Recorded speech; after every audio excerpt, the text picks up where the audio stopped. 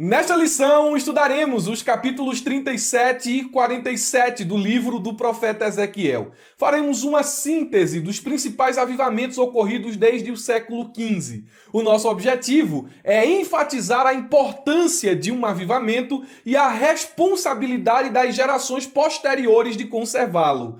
Vamos juntos aprender a palavra de Deus.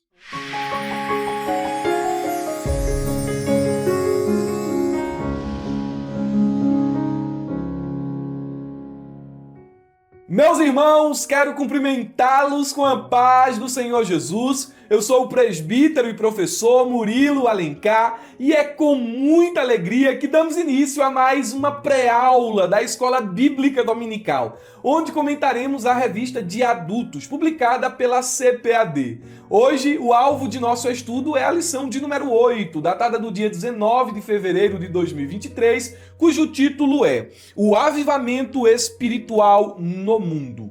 Antes de iniciarmos a exposição desta lição, eu quero fazer uma breve recomendação que sempre faço aos alunos da ferramenta EBD. Utilize todo o material disponível aqui na plataforma da ferramenta. Semanalmente, nós subimos aqui ferramentas para você, professor, ter êxito na exposição de sua aula em classe. Os irmãos que estão nos assistindo por meio do YouTube, não passe por esse vídeo sem deixar o seu like, é importante, fortalece a plataforma do Abrajaula aqui no YouTube, se inscreva no canal caso ainda não seja inscrito e, mais importante que isso, conheça a plataforma da ferramenta EBD. O link está na descrição deste vídeo, tem um link azul aí embaixo, clique e conheça essa ferramenta extraordinária. É o local onde o superintendente, o dirigente, o professor, o adjunto, o secretário da escola dominical encontram tudo o que precisam em um só lugar. A ferramenta EBD é bênção para você.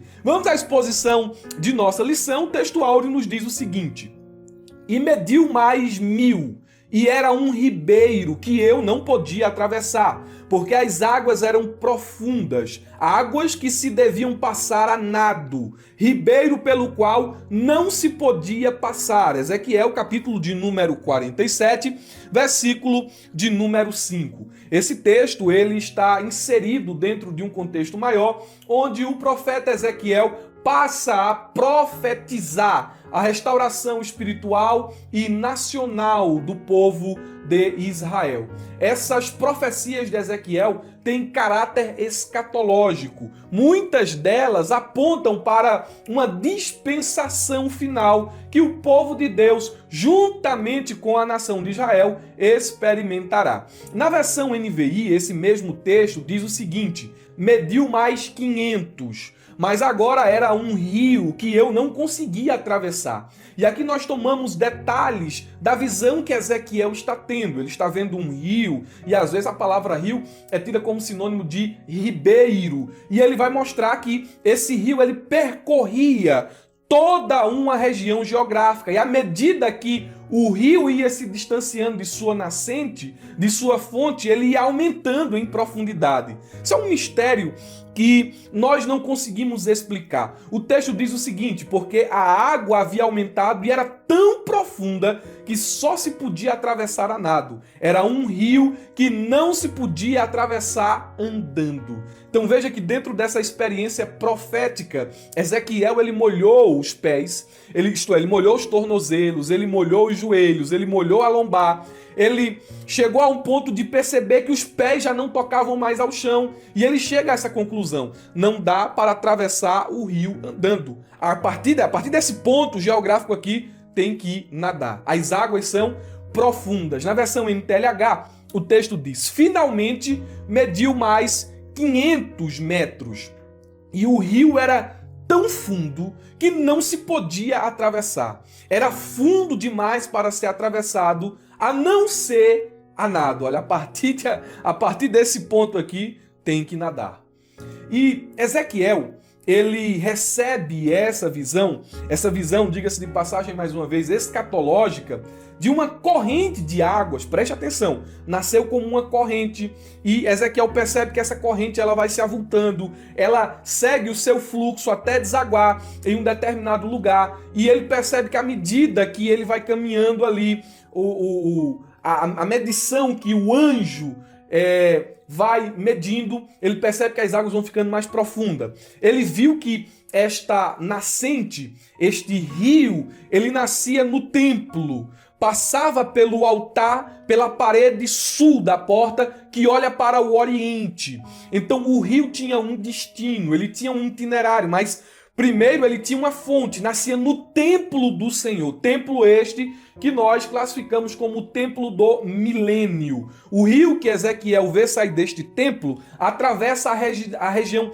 árida do Arabá. É uma terra inóspita, uma terra desértica. E Ezequiel vê que a corrente de água fica cada vez mais profunda, percorrendo seu caminho e, detalhe, preste atenção, levando vida, saúde e frutos abundantes por onde passa. O rio corria e à medida que as águas passavam pela terra seca, ela ia tornando o solo frutífero. A região que não tinha vida agora passava a ficar fértil. Ezequiel percebe, a gente entende dentro das entrelinhas, que o correr dessas águas era a solução que aquela terra seca necessitava. Por fim, Ezequiel vê que essas águas desaguam no Mar Morto, trazendo vida às águas salgadas deste mar. E nós queremos destacar aqui 3 informações importantes sobre o texto áureo para você dominar essa passagem. Primeira informação, esse texto, como já dissemos, ou como já mencionamos, perdão, é de cunho escatológico. E o que é escatologia? Como indica a origem da palavra, o significado tradicional de escatologia é o estudo das últimas coisas. Consequentemente, essa doutrina escatológica, ou a doutrina da escatologia, lida com questões concernentes à consumação da história, a consumação de todas as coisas, a conclusão da atuação de Deus no mundo.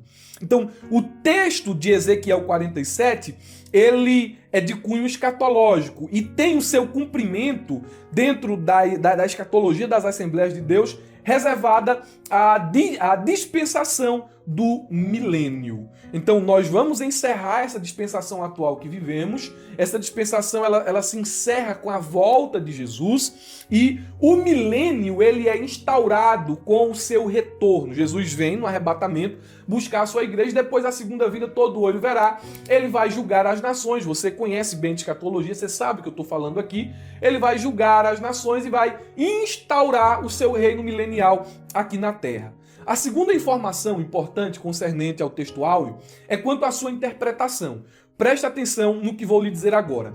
O texto de Ezequiel 47, do 1 ao 12, é interpretado literalmente. Nós não alegorizamos o que Ezequiel passa a profetizar desde o capítulo 40 de seu livro. O templo que Ezequiel ele fala é literal. O período milenial que Ezequiel descreve em suas profecias, nós cremos como literal. Então, não há razões para alegorizar essa passagem. Essa passagem é literal. No tempo do milênio, nós cremos que uma nascente de água brotará no templo do Senhor e regará as regiões desérticas do Arabá. E temos aqui ainda mais uma observação sobre o nosso texto áureo, e a observação é justamente essa, cuidado com a associação. Porque tem muita gente que pega esse texto de Ezequiel 47 e faz uma ligação com Apocalipse 42. São textos que, apesar de a linguagem ser muito similar, ter características ali muito semelhantes, apontam para realidades diferentes. Porque Ezequiel está apontando para o período do milênio e o texto de Apocalipse 22, quando fala do rio da vida e assim por diante, esse texto está apontando para a eternidade, para um período eterno. São textos que tratam de realidades diferentes. E isto eu afirmo dentro daquilo que creio ser a melhor forma de interpretar as doutrinas ou as profecias sob um âmbito escatológico. Eu sou futurista, sou da Assembleia de Deus, eu creio assim. Nossa escatologia geralmente é dispensacionalista, pré-tribulacionista. Nós também somos, além de ser pré-tribulacionistas, somos pré-milenistas. Nós cremos em um sistema escatológico bem robusto, é o sistema mais crido em todo o mundo. As Assembleias de Deus, elas creem assim. Então nós temos assim essa visão sobre Ezequiel capítulo de número 47. Há alguns detalhes aqui, principalmente concernente à forma de fazer a hermenêutica desse texto, a aplicação desse texto, e queremos tocar no terceiro subponto do tópico 1. É importante que você fique atento em cada detalhe dessa aula. Nós temos a verdade prática que nos diz o seguinte: somente por intermédio do movimento do Espírito Santo, o mundo pode experimentar o verdadeiro avivamento espiritual. Eu quero já adiantar um detalhe aqui, já que estou falando sobre Ezequiel 47, e a verdade prática me parece ser a aplicação primordial, aquela verdade que se destaca dentre toda a lição. Associando ela com o texto áureo e com os tópicos da lição, o pastor Elinaldo Renovato ele vai fazer aplicações por comparação. É a mesma coisa que o pastor Ezequiel Soares fez quando comentou o livro do profeta Ezequiel no trimestre passado. E eu costumo ser muito cuidadoso na interpretação das profecias, porque muitas vezes a gente faz interpretação por comparação, interpretação por analogia, e isso é perigoso. É perigoso. Não é errado, mas é perigoso. É importante deixar claro. Por exemplo, o que é que eu quero dizer aqui? Ezequiel 47 nada fala sobre o Espírito Santo. Como assim, irmão Murilo? É isso mesmo. Ezequiel 47 nada tem que ver com o Espírito Santo. As águas, o rio vivificador não é o Espírito, mas a aplicação ela é feita por comparação. Os efeitos da água vivificadora, os efeitos daquele rio por onde passavam, trazia vida e aquela coisa toda, vivificava um solo morto. E aí, por comparação, geralmente os pregadores fazem uma associação com a obra, com a atuação do Espírito. Eu ressalto aqui que muitos hermeneutas não consideram e nem fazem esse tipo de aplicação. No entanto, nós vamos seguir a linha proposta pelo comentarista da lição e faremos essa associação, como já disse a vocês, no tópico 1 e no subtópico 3, tá bom? Então é importante deixar isso claro aqui. Toda vez que você pensar em Ezequiel capítulo 47, o rio vivificador, e alguém falar, porque o Espírito Santo, porque a gente tem que descer as águas mais profundas de Deus, a gente tem que viver uma vida profunda no Espírito, é uma aplicação de um texto profético por comparação. Vamos então à nossa lição de número 8. Temos aqui alguns objetivos que precisam ser atingidos. O pastor, ele os estabeleceu. O primeiro é explicar o avivamento no tempo de Ezequiel, faremos isso. O segundo, identificar os grandes avivamentos no mundo, também faremos isso. Mas, lógico, é uma coisa aqui bem sintética. Não dá para falar sobre esse tanto de assunto em uma só lição. O professor tem que ser sábio quanto ao uso do tempo, porque você pode gastar muito tempo falando sobre Ezequiel 37, muito tempo falando sobre Ezequiel 47 e não tocar nos demais pontos da lição. Não é sábio terminar o tempo que lhe é dado na escola dominical sem concluir nem mesmo o primeiro ponto. Então, seja resumido, objetivo e entendido. Amém? O terceiro ponto é mostrar que os avivamentos mudam o rumo da história. E nós, de forma não ordinária, não seguimos geralmente aqui todos os pontos da lição, mas nesta lição, de forma extraordinária, faremos assim. Seguiremos os pontos, mas não necessariamente os subpontos. O primeiro ponto vai tratar sobre o avivamento no tempo de Ezequiel. Por que é que o autor ele usa essa imagem do capítulo 37 e do capítulo de número 47? Porque ele entende que são dois textos proféticos que apontam para uma possível era de avivamento entre o povo de Israel. E eu gostaria de iniciar falando sobre a condição espiritual dos contemporâneos de Ezequiel. Eu acredito que esse modo de começar o tópico de número 1 seja mais assertivo, seja mais acertado, tendo em vista a nossa responsabilidade de mostrar o avivamento no tempo deste profeta. Veja que não são poucas as passagens bíblicas as quais revelam a situação espiritual do povo de Deus no tempo do profeta Ezequiel. Diga-se de passagem, uma espiritualidade morta.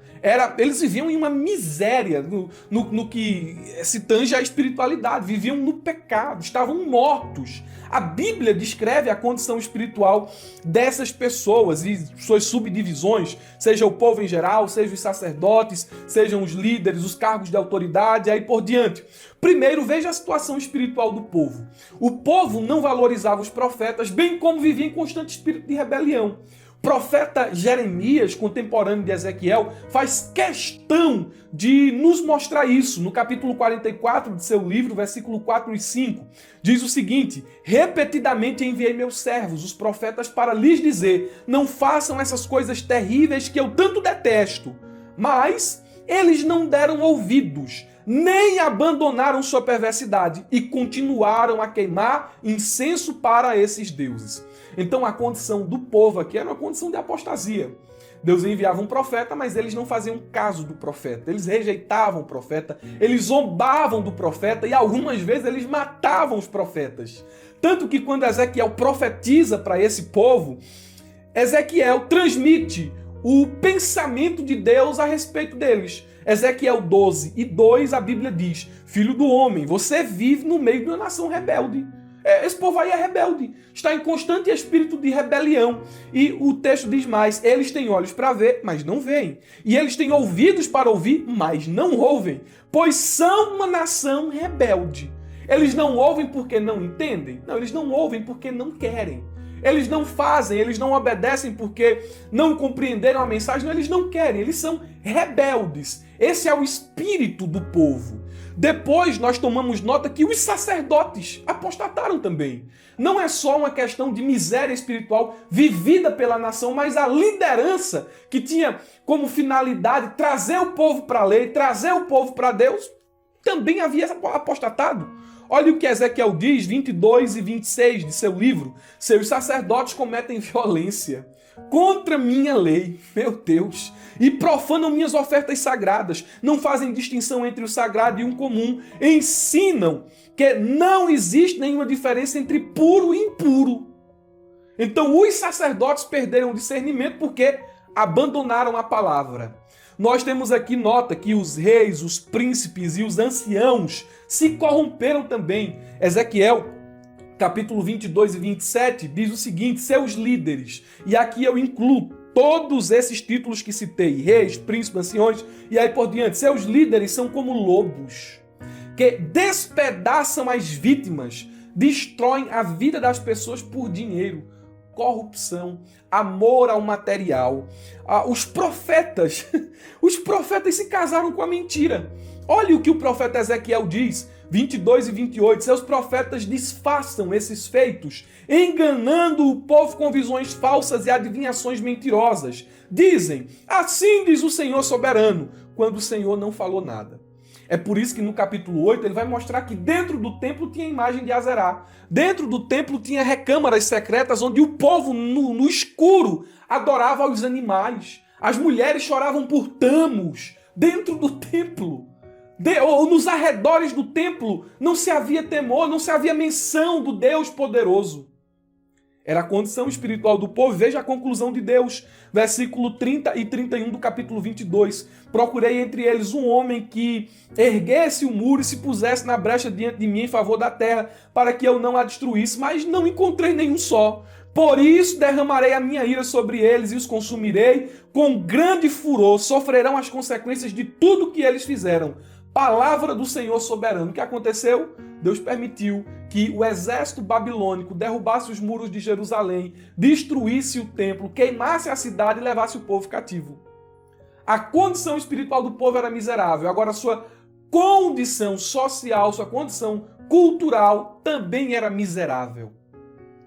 E a gente olha para esse contexto e aí vem o que poderíamos chamar de subponto 2, ou um ponto 2 aqui dentro desse primeiro tópico da lição. a questão do vale ou a visão do vale de ossos secos. É muito significativa essa visão porque ela acontece depois da derrocada de Jerusalém.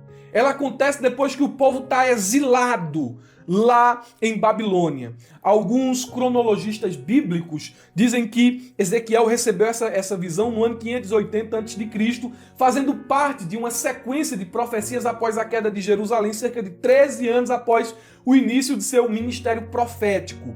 E ele vê essa visão de Vale de Ossos Secos e ela é extraordinária por vários motivos. E um deles é que Ezequiel está vendo ali não só o Vale de Ossos Secos, mas na conclusão da visão ele percebe que Deus estava lhe comunicando uma mensagem profética. Vou restaurar o meu povo nacionalmente e vou restaurar o meu povo no âmbito espiritual. E também nós cremos que essa restauração, ela se dará, essa profecia, essa visão profética, ela terá sua consumação em um tempo futuro escatológico. Nós cremos assim, cremos que Deus vai restaurar, que Deus vai reavivar espiritualmente o povo de Israel. Nós caminhamos para esses dias. Agora, o que é que eu queria frisar aqui, sendo objetivo e não gastando tempo nos detalhes, porque a lição não é sobre Ezequiel 37, mas precisamos dar aqui alguns pontos de aplicação. Pense comigo aqui por um momento. Olha a condição espiritual do povo. Era a pior possível. Quem imaginaria que aquele povo receberia de Deus um avivamento?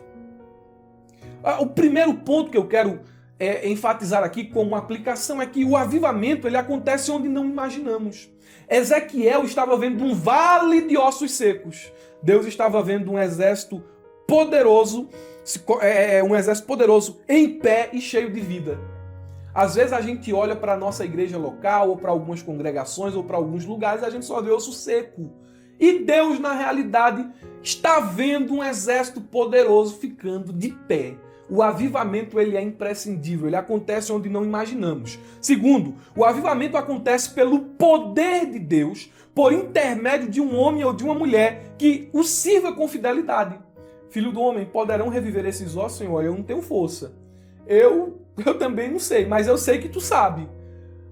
Já que você sabe que eu sei, profetiza os ossos.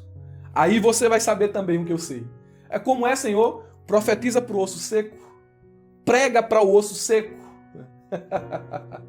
Aí tu vai ver o que é que vai acontecer. Aí Ezequiel, conforme ele me disse, é o texto de Ezequiel, profetizei. Ossos secos. E ele disse que de repente naquele vale começou a haver um ribuliço, colocou um exército de pé. Deus, agora profetiza para o Espírito entrar neles. Espírito e Ezequiel profetiza. Aí ele viu um exército poderoso, um exército de pé. Deus disse a Ezequiel, eu não posso fazer assim a nação de Israel. Já pensou? Quem foi que Deus usou no vale de ossos secos? Usou Ezequiel. Ezequiel estava disponível. Você está disponível? Você está disponível para profetizar a ossos secos? Deus pode te levar aos vales? Você vai obedecê-lo lá naquele contexto de aparente morte? Irmãos, tem que ser obediente, tem que estar na brecha, tem que se colocar à disposição do céu. Por fim, o avivamento acontece mediante a palavra e a ação do Espírito. Só depois de o profeta profetizar, de o profeta pregar, o ribuliço acontece no vale. Ele pregou ao osso seco, né? E o osso seco se juntou, ganhou estrutura, nervo, carne, e o Espírito entrou neles. Então o avivamento acontece mediante a palavra e a ação do Espírito. Glória a Deus, glória a Deus. Não tem outro meio não para avivamento não. Você pode... técnicas de crescimento de igreja, não existe outro caminho. Palavra. Pregue a palavra. Seja fiel ao que está escrito na Bíblia. Sabe o que é uma mensagem avivada? Não é aquela mensagem que faz o povo chorar, não. A mensagem avivada não é aquela mensagem que, porque eu consigo emocionar as pessoas. Se eu disser aqui, olha, Deus vai mudar a sua situação, porque eu posso aqui lhe prometer 1000 coisas, você vai chorar. Mas a mensagem avivada é aquela fiel às Escrituras. osso seco, tu precisa abandonar o pecado, osso seco, tu precisa se arrepender, osso seco, tu precisa deixar a prostituição, osso seco, tu precisa deixar a idolatria, tu precisa deixar a imoralidade. Jesus tem vida para tu, osso seco. O osso seco recebe vida. A mensagem é poderosa. O evangelho é poder de Deus para a salvação. Nós temos aqui ainda mais um subponto, os rios de águas purificadoras, ou a visão das águas vivificadoras. Preste muita atenção nessa aplicação que vou fazer aqui sobre avivamento e Ezequiel, capítulo de número 47. Repito, o que disse na verdade prática é uma aplicação por comparação. Não é o normal de se fazer, mas eu gostaria de fazê-la aqui mesmo assim. E eu quero destacar algumas lições aqui de Ezequiel 47, aplicações por comparação. Primeira aplicação, já dei uma pincelada aqui sobre Ezequiel 47, disse a vocês que ele tem uma visão de águas que vivificam, águas que nascem no templo e correm por uma região desértica. Disse a vocês que era uma visão profética. E o texto precisa ser interpretado literalmente, mas que por aplicação faremos, por comparação, faremos aplicação, uma associação entre Ezequiel 47 e as obras do Espírito. Primeiro, a vida no Espírito deve ser vivida com profundidade. Não dá para ficar no raso quando se fala do Espírito. Nós devemos ir até as águas mais profundas. Tem gente que se acostuma com as águas no tornozelo. Mas nós devemos, na verdade, sempre querer mais, sempre buscar mais, sempre ir mais fundo em nossas experiências com Deus. Moisés conversava com Deus, face a face. Moisés, ele tinha a experiência de ouvir a voz de Deus, de estar na presença de Deus, coisa que ninguém de sua época tinha. Arão não tinha, Miriam não tinha, os demais anciãos não tinham, o povo não tinha essa experiência que Moisés tinha, mas ele queria mais. Senhor, eu já tenho tanta experiência contigo, posso até estar satisfeito com o que o Senhor já tem me dado, mas eu quero te ver. Moisés, tu quer me ver? Ninguém nunca me viu. Mas, Senhor, é um anseio meu, eu quero te ver. Moisés, tu não vai ver a minha face, mas tu vai me ver pelas costas. Já pensou, meus irmãos? Nós devemos sempre querer mais do Espírito. Ezequiel estava com as águas no tornozelo e hoje, olha, você tem que descer mais profundo. Caminha mais, caminha mais. Então, uma primeira aplicação por comparação, nossa vida no Espírito, ou a vida do crente avivado, é uma vida assim, ó, ele vai constantemente descendo mais nos mistérios de Deus. Segundo, a vida no Espírito torna o crente um canal de vida. Se você é um crente avivado, você não é um instrumento de morte, uma pedra de tropeço para as pessoas. Porque tem muita gente que se diz crente, mas na verdade é um instrumento de morte para matar outros crentes. É uma pedra de tropeço na vida de outras pessoas, inclusive até mesmo de ímpios. Tem muita gente que não é crente por causa dos crentes, que dão um mau testemunho. Então, o crente avivado, ele é um canal de bênção para as pessoas. Assim como o rio passava e por onde ele passava a terra vivia, inclusive o mar morto ganhou vida. Assim também deve ser a vida do crente avivado. Por onde ele passa, ele é um canal de bênção para as demais pessoas. Terceira aplicação. A vida no Espírito torna o crente frutífero. Onde as águas passavam, Ezequiel percebe, as plantas começavam a brotar e a frutificar. O solo se tornava fértil. A obra do Espírito em nós, ela é frutífera.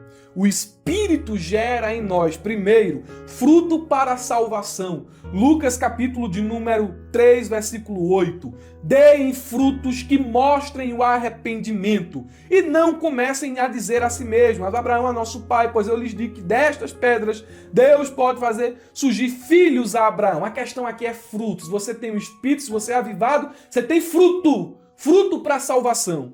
E também o Espírito produz em nós fruto para a santificação. Olha o que diz Gálatas capítulo 5, versículo 22 ao 25. Mas o fruto do Espírito é amor, alegria, paz, paciência, amabilidade, bondade, fidelidade, mansidão e domínio próprio. Contra essas coisas não há lei. Os que pertencem a Cristo Jesus crucificaram a carne com as suas paixões e os seus desejos. Se vivemos pelo Espírito, também andemos pelo Espírito. Então, o Espírito gera no crente avivado fruto para a santificação. Glória a Deus. Glória a Deus. Não dá assim para dizer, eu sou avivado, mas sou iracundo. Eu sou avivado, mas sou infiel. Eu sou avivado, mas sou uma pessoa ignorante, sou uma pessoa rude, sou uma pessoa odiosa. Não, o fruto da santificação trabalha em nosso caráter. Aleluia, aleluia, mortifica as obras da carne. Concluímos o nosso tópico de número 1. Falaremos sobre o tópico de número 2, os grandes avivamentos no mundo. E a lição vai destacar os avivamentos na Europa, no continente europeu. E o autor da lição vai falar sobre a Alemanha, sobre a Inglaterra, sobre o país de Gales. Eu gostaria até de destacar aqui esse avivamento que o comentarista fala sobre a Alemanha, onde o conde Zinzendorf, ele é um dos protagonistas. Olha, irmãos, eu vou lhe aconselhar a conhecer a história dos crentes morávios.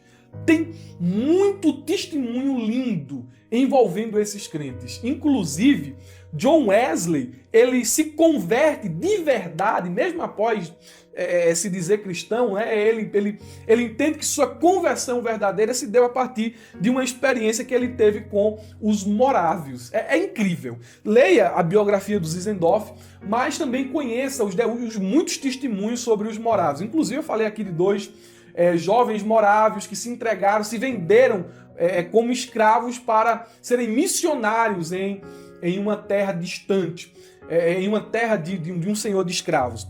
É fantástica a história dos morávios. Essa de John Wesley conta que ele estava viajando com os crentes morávios e de repente a viagem acontecia de barco no mar e houve uma tempestade. Enquanto o barco chacoalhava, enquanto a iminência ali, ou melhor, a realidade da morte se aproximava da embarcação, a embarcação virou ali, noite, todo mundo morreria. John Wesley conta que estava apavorado com medo de morrer. Vou morrer, o fim acabou, não tem saída, não tem mais jeito, e agora? E os morávios cantavam. E os morávios louvavam a Deus no meio da tempestade. Foi então que, olhando o exemplo dos morávios, Wesley disse, eu preciso me converter. Eu preciso ser mais crente. Que paz é essa? Que serenidade é essa que esses irmãos têm que eu não tenho? Preciso disso. Então, a Europa, ela foi muito influenciada pelo avivamento morávio. O comentarista também vai tratar sobre o avivamento na Inglaterra, e ele faz menção aqui de John Wesley e do George Whitefield. Eu queria mencionar que no ano de 1500, o Martinho Lutero, ele foi guiado pelo Espírito Santo para aquele reavivamento que culminou na Reforma Protestante. Houve o avivamento na Alemanha, e esse avivamento se estendeu para a Suíça, com Zwinglio, entre outros, para a Escócia, com John Knox, e a França, a Escandinávia, as Ilhas Britânicas. O avivamento foi tremendo. Só que 2 séculos depois, as gerações que vieram depois do avivamento passaram a experimentar um tempo de secura, de frieza espiritual. E é nesse tempo, 200 anos mais ou menos ali depois da Reforma, que Deus levanta John Wesley, Charles Wesley e George Whitefield. Esses homens causaram um tumulto em seu tempo. Pregaram nas minas de carvão, pregaram para as pessoas pobres, tiveram uma mensagem bíblica, um chamado à vida de santidade. Esses homens marcaram seu tempo. Houve também um avivamento no país de Gales, que já é quase que uma consequência desses avivamentos que vinham acontecendo na Inglaterra. É quase ali o mesmo período. Nós temos aí diferença de mais ou menos um século e um pouquinho, o avivamento no país de Gales. E um dos destaques deste avivamento é um jovem chamado Evan Roberts.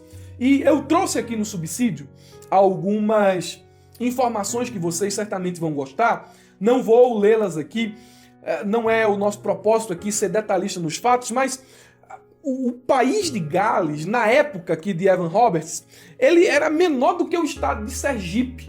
Tinha mais ou menos 1 milhão de pessoas. Por que eu estou frisando isso? Porque o avivamento que aconteceu nesse lugarzinho pequeno influenciou o mundo. E começou com um jovem orando: Senhor, me dá 100 mil almas.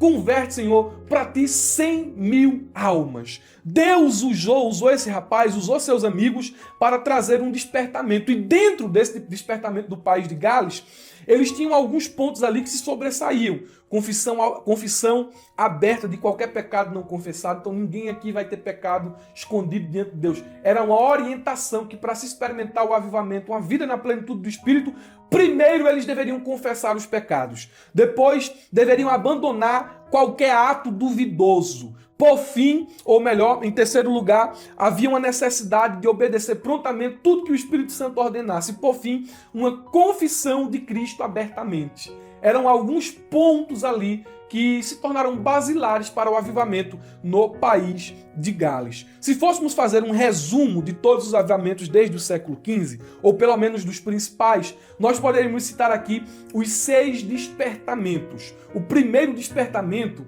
ele se inicia a partir de 1727 na América do Norte. E nós temos aí nesse tempo aí dos avivalistas, Jonathan Edwards, Whitefield, John Wesley, entre outros. O segundo acontece nos idos de 1800 e um dos protagonistas é o Charles Finney.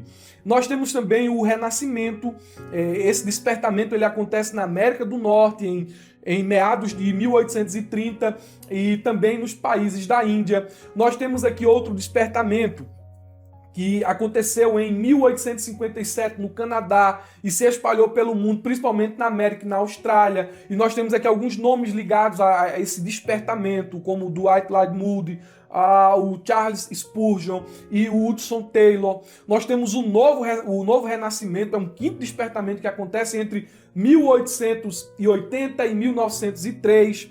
E temos aqui, por fim, o último grande despertamento que nós tomamos nota aqui, que se inicia no ano 1900 e tem suas raízes no movimento de santidade que é desenvolvido no século XIX. São os avivamentos pentecostais. Vamos falar com mais detalhes sobre os avivamentos pentecostais na próxima lição.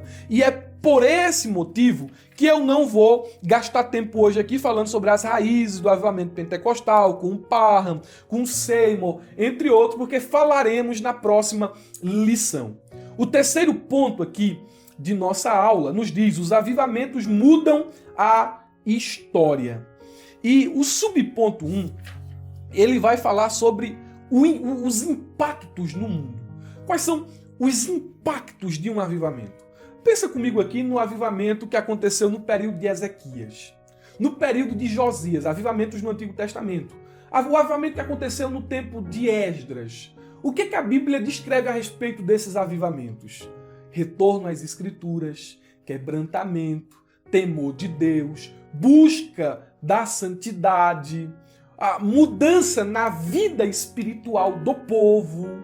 Veja que são impactos que um avivamento provoca: confissão, arrependimento. Quando vamos para as páginas do Novo Testamento, nós lembramos do avivamento de Jerusalém, que aconteceu no dia de Pentecoste. Ousadia, dom espiritual, cura, milagre, batismo no Espírito Santo. Aí nós temos o avivamento em Samaria, o avivamento em Antioquia, o avivamento em Éfeso. Dentro da história recente da igreja, citamos aqui vários despertamentos, vários avivamentos. E o que é que liga todos esses avivamentos? Quais são os impactos de um avivamento? Eu poderia citá-los aqui rapidamente. Em primeiro lugar, onde há avivamento, há abandono do pecado. Os bares fecham, os prostíbulos fecham, a imoralidade ela passa a ser condenada. Há um retorno às Escrituras, uma valorização do sagrado, uma obediência, um desejo de buscar as coisas de Deus, adoração entusiástica, manifestação do Espírito, mudanças significativas na cultura e na sociedade e também valorização dos bons costumes e da pureza moral. São impactos provocados pelo avivamento. E nós temos aqui o último subponto da lição, que trata sobre a geração depois dos avivamentos. O comentarista, ele diz algo aqui que me comoveu, né? Ele diz o seguinte: também é consenso que em várias partes do mundo os avivamentos provocaram mudanças nas igrejas. Mas, olha essa nota aqui, mas, infelizmente, não perduraram. As gerações posteriores aos avivamentos não foram capazes de conservá-lo. É isso que o escritor, comentarista da revista, está nos mostrando. Geralmente há uma recessão espiritual depois de um avivamento. Por que existe essa recessão espiritual? O povo relaxa espiritualmente. O povo passa a se acostumar com o sagrado e aos pouquinhos vão fazendo pequenas concessões e já estão distantes de uma vida avivada. Nossa geração não é diferente, ela luta com as inovações doutrinárias, com as concessões de novas práticas antibíblicas e com os males da pós-modernidade. Tudo isso influencia, tudo isso vai sorrateiramente, de forma bem sutil, entrando dentro da igreja ao ponto de nos desviar das escrituras, e às vezes a gente está tendo um culto a um Deus que não é o Deus bíblico, com práticas que não estão pautadas nas escrituras.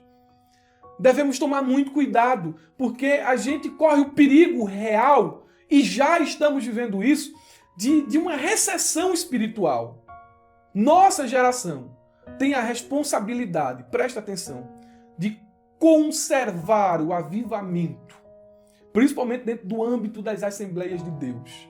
Porque o que se vê por aí é muita gente colocando lenha verde no fogo. Só que lenha verde não gera fogo, gera fumaça. Nós temos a responsabilidade de consertar o altar. Você tem a responsabilidade de consertar o altar. O espírito que inspirou Daniel Berg e Gunnar Wingre, o espírito que fez as Assembleias de Deus ser o que é hoje, uma igreja missionária, uma igreja que respira missão, uma igreja que crê nos dons espirituais, uma igreja que nasce, que cresce, que se desenvolve debaixo de oração e da pregação da palavra, viu? Porque o nosso jargão pentecostal é Jesus salva, Jesus cura, Jesus batiza o homem no Espírito Santo, Jesus prepara o homem para ir morar no céu. Mas tem muita gente quebrando o altar, oferecendo sacrifício maculado, colocando lenha verde. Nossa responsabilidade é muita, irmãos. Temos que consertar o altar. Depois de consertar o altar, nós temos que colocar o sacrifício lá. E não é a gente que acende o fogo, porque tem gente por aí acendendo fogo, é fogo estranho. O fogo não se acende daqui, o fogo vem de lá. Daqui a gente prepara o altar, coloca o sacrifício e ora para que ele mande fogo do céu. Você acha que precisa ser avivado? Você acha que precisa de um avivamento? Seja sincero. Ou você está no desafio daqueles que têm que conservar o avivamento? Deus já lhe avivou? Então sopre a cinza todo dia e coloque mais lenha no fogo para que ele não se apague. O altar está quebrado, não tem fogo aí. É tempo de consertar o altar. Meus irmãos, nós vamos ficar por aqui. Os alunos da ferramenta EBD, abaixo da conclusão do subsídio que vocês recebem aí na plataforma da ferramenta, terá 2 esboços, um sobre Ezequiel 37 e um sobre Ezequiel 47. Dê uma olhadinha aí nesses esboços, veja o que você pode aproveitar e tenha uma ótima aula de escola bíblica dominical, um ótimo final de semana e não se esqueça, abra a jaula.